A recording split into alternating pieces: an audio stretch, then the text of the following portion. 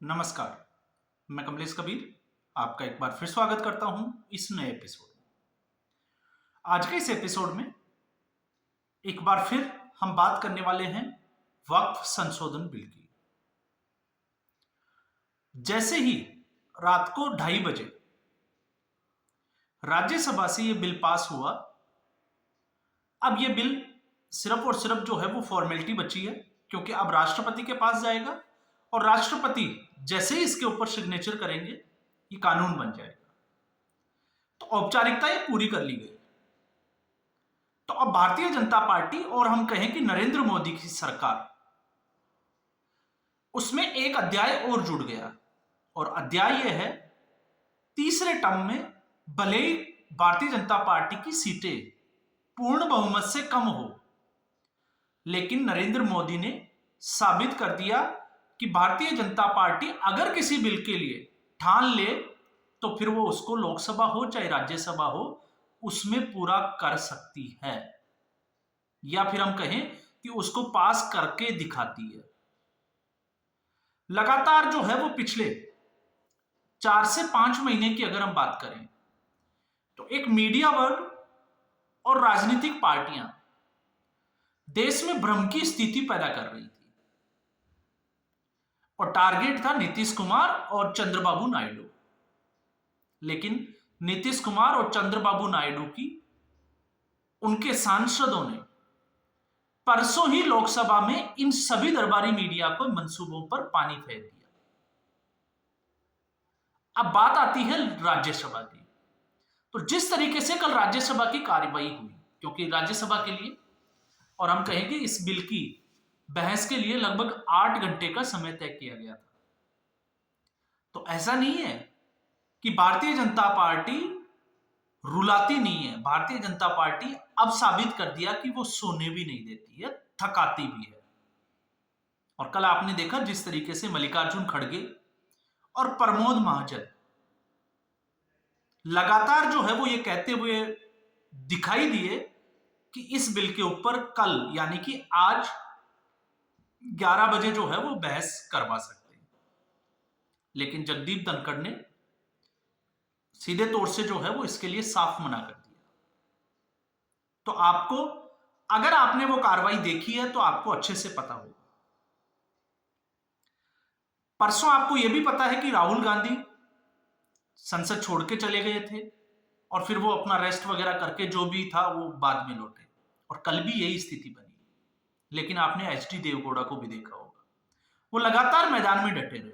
Bharatiya Janata party की तरफ से अमित शाह ने कमान संभाली हुई थी, वो मोर्चे पर डटे हुए थे। लेकिन इसके साथ में एक बात जो हमें याद रखनी चाहिए, क्योंकि लगातार हमारी जो मानसिकता है वो इस तरीके की हो गई कि हम ये कहते हुए और सोचते हुए दिखाई देते हैं कि सांसद या संसद में बैठे जो सदस्य हैं वो अनपढ़ है, ज्यादा पढ़े लिखे नहीं है, सिर्फ और सिर्फ मतलब की राजनीति करते हैं।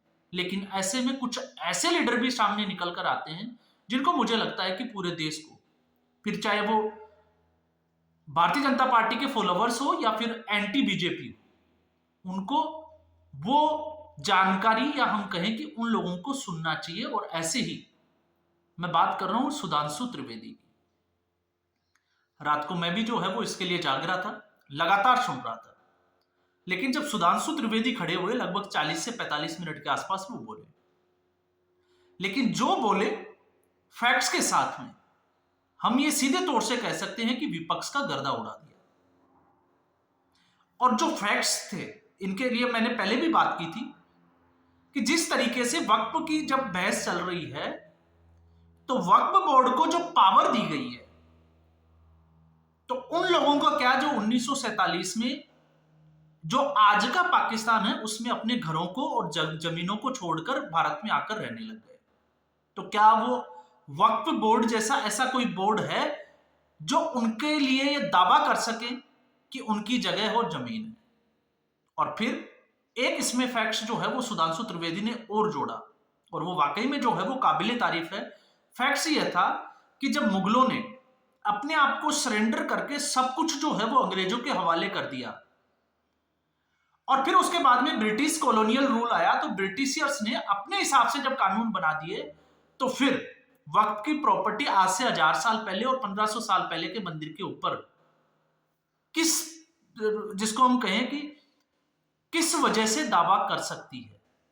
और अगर 250 साल या 200 साल अंग्रेजों के राज के बाद अगर वक्फ बोर्ड ये कहता है कि इस राजा ने, इस मुगल बादशाह ने ये प्रॉपर्टी वक्फ को डोनेट की थी, तो फिर इतिहास में यहीं क्यों रुकना चाहिए? मुगलों से पहले भी तो जाना चाहिए। तो मुगलों से पहले फिर ये संपत्ति किसके पास थी? और फिर उसमें एक और जिसको हम बात कर सकते हैं कि जिस तरीके से अपीचमेंट के लिए किया, वो सब पूरे देश और दुनिया जानती है इसको, लेकिन यह तक एक्सपोज कर दिया कि किस तरीके से इन विपक्षी पार्टियों ने, स्पेशली कांग्रेस पार्टी ने, इस वक्फ बोर्ड के नाम पर जो है वो मुसलमानों के साथ धोखा किया। अब कैसे कैसे धोखा किया आप देखिए, क्योंकि वैसे भी आपको पता है वक्फ की जो प्रॉपर्टी है, आज भी कुछ चुनिंदा राजनीतिक जो नुमाइंदे हैं उनके अंडर में ये प्रॉपर्टी आती है, और वही जो है वो इसकी काली कमाई खा रहे हैं। तो गरीबों का क्या भला हुआ? आप सोच के देखिए, 9.43 लाख एकड़ जमीन होने के बावजूद कभी गरीब मुसलमानों का भला हुआ? आप अपने आसपास जो है वो जानकर देख सकते हैं। ये उन मुसलमानों की बात नहीं है जो टोपी लगा कर आते हैं, क्योंकि सुधांशु त्रिवेदी ने जिस तरीके से ये बात की, मैं उसी के कोट करते हुए ये बात कर रहा हूं। और तथ्य जो है, आप तथ्यों को और इतिहास को झुठला नहीं सकते, क्योंकि जिस तरीके से आपने देखा कि सुधांशु त्रिवेदी ने एक से बड़े एक जो है वो मुस्लिम जो शायर थे या जो नेता थे उनके नाम गिनाए, जिनका भारत की आजादी में या भारतीय होने के नाते हर भारतीय, चाहे वो किसी भी समुदाय से होते हो, उनका नाम जो है वो गर्व से लेते हैं। चाहे फिर वो मजनू सुल्तानपुरी हो, उस्ताद बिस्मिल्लाह खान हो, तमाम तरीके के नाम गिनाए। लेकिन ये कहते हुए कि कांग्रेस पार्टी ने, क्योंकि ये बड़ी अच्छी और इंटरेस्टिंग बात उन्होंने जो बोली वो ये थी कि यासीन मलिक जिसके ऊपर, और उसने कबूल किया कि हिंदुओं को विस्थापित करने में उसका क्या रोल था, और उसके बावजूद एयरफोर्स के 3 जवानों को जो है वो हत्या का आरोप, और वो प्रधानमंत्री आवास में अगर लंच और डिनर करे तो आप सोच सकते हो कि मानसिकता क्या है। इसके अलावा अतीक अहमद कौन सी पार्टी से जुड़ा हुआ है, मुख्तार अंसारी कौन सी पार्टी से जुड़े हुए हैं, ये आपने देखा होगा। बहस जब ज्यादा बढ़ गई तो अमित शाह ने ये जो है वो सीधे तौर से अंगुली करके विपक्ष की तरफ, या हम कहें कि कांग्रेस पार्टी की तरफ करके ये सारी बातें जो है वो सदन के पटल पर रखी। तो मुझे लगता है लोगों को इस बात की जानकारी होनी चाहिए। और फिर उसमें एक और इंटरेस्टिंग जो इसमें डेवलपमेंट हुआ, क्योंकि वो फैक्ट्स मेरी नजर में भी नहीं था, सुधांशु त्रिवेदी ने जब वो फैक्ट्स रखा, और फैक्ट्स ये था कि जब मक्का और मदीना जैसी जगह में गैर मुस्लिम व्यक्ति को जाने की अनुमति नहीं है, तो वक्फ में गैर मुस्लिम व्यक्ति जो है वो अपनी जमीन या अपनी प्रॉपर्टी को वक्फ में दान कैसे कर सकता है? और अगर वो दान करता है तो फिर दान लिया क्यों जाता है उनसे? आप सोच के देखिए, जब गैर मुस्लिमों को कुछ माना ही नहीं जाता, उनका जो है वो मक्का मदीना जैसी मस्जिद में जो है वो आने ही नहीं दिया जाता, तो फिर इनकी जो है वो वक्फ में दान कैसे कर सकते हैं? और जब दान कर सकते हैं तो वक्फ बोर्ड इनकी प्रॉपर्टी को ले कैसे सकता है? ये अपने आप में जो है वो एक क्वेश्चन मार्क लगाता है, उस सोच को एक्सपोज करता है कि जब आपके पास आ रहा है तो वो आपका है, लेकिन अगर आपका जाने वाला है तो फिर आपको उसमें हिंदू और मुस्लिम दिखाई देता है। और इससे पहले ही हम वीडियो में, क्योंकि सेकुलर और सोशलिस्ट शब्द जो जोड़ा गया था कि हम सेकुलर हो गए, और जैसे ही यह देश सेकुलर हुआ उसका सबसे ज्यादा खामियाजा जिस तरीके से आपको पता होगा माइनॉरिटी के अलावा, क्योंकि आज अगर माइनॉरिटी की बात करते हैं तो उसमें हम सिखों को ऐड कर सकते हैं, उसमें जैन, उसमें पारसी, उसमें बौद्धि, इनको हम ऐड कर सकते हैं। मुस्लिम आबादी जो इतनी बढ़ गई उसको हम कैसे ऐड कर सकते हैं? तो ये सारी जो चर्चाएं थी, मैं उम्मीद करूंगा कि आप जो है वो वापस से सोशल मीडिया पे ये चीजें पढ़ी है, और आप लोगों को इसको जानने का अधिकार भी है, और मुझे लगता है कि इसकी जानकारी होनी भी चाहिए। क्योंकि जब हमें जानकारी होती है फैक्ट्स के साथ में, तो हमारे भ्रम दूर होते हैं, और जब भ्रम दूर होते हैं तो फिर हमारी एक सोच का जो दायरा है वो बढ़ता है, हम उसके बारे में सोच पाते हैं। नहीं तो फिर हम जो है वो दूसरी राजनीतिक पार्टियों का जो भ्रम का जो दायरा है या चश्मा है, हम उसी को उसी रूप में देखना स्टार्ट कर देते हैं। तो मुझे लगता है कि इससे जो है वो बचना चाहिए। तो अब वक्फ बोर्ड जो भारतीय जनता पार्टी के एक एजेंडे में था, और 2 दिन में जिस तरीके से विपक्ष को एक्सपोज करते हुए, और आप ये देखिए जब विपक्ष बहस पे है तो वो वक्फ के अलावा जो है वो बेरोजगारी पे बात कर रहा है, वो हिंदू मुस्लिम पे बात कर रहा है, वो महाकुंभ में भी बात कर सकता है, लेकिन वक्फ के बाद पास, या हम कहें कि वक्फ के लिए उनके पास ऐसा कोई फैक्ट्स है ही नहीं जिसको वो संसद में रख सके। चाहे आप कांग्रेस पार्टी की स्थिति देख लीजिए, या फिर आप जो है वो अखिलेश यादव जैसे, क्योंकि तीसरी सबसे बड़ी पार्टी है लोकसभा में, तो आप उसकी स्थिति को भी समझ लीजिए।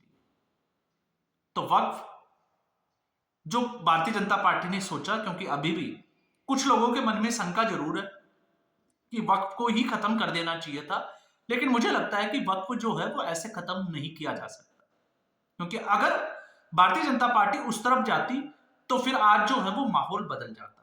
लेकिन भारतीय जनता पार्टी ने जिस तरीके से एक मुस्लिम तबके को भी अपने साथ में लेने की कोशिश की, हालांकि उम्मीद करना थोड़ी सी बेईमानी है कि भारतीय जनता पार्टी की इस स्टेप के बाद में मुसलमान लोग जो है वो भारतीय जनता पार्टी को मतदान करेंगे, इसकी कोई गारंटी नहीं है। लेकिन यह जरूर है कि अब मुस्लिम मतदाता विपक्ष की उन पार्टियों को जिनको वो 70 साल से वोट देते आए हैं, उनसे सवाल जवाब जरूर करना शुरू कर देगी कि आपने हमारे लिए किया ही क्या है।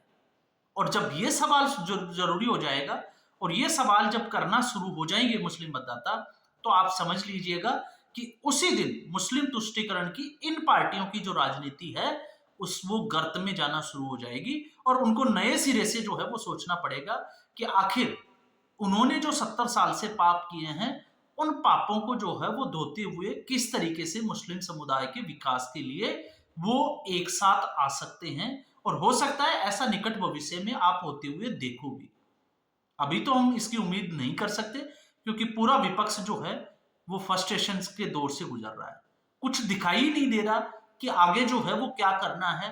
और जब तक ये संभलने की कोशिश करेंगे, इस दुविधा से बाहर निकलेंगे वक्फ बोर्ड वाली से, उससे पहले मुझे लगता है कि भारतीय जनता पार्टी एक नए बिल पर जो है वो बहस शुरू कर चुकी होगी, और फिर विपक्ष की पार्टियां जो है वो उसमें भ्रांतियां फैलाने का काम करना शुरू कर देंगी।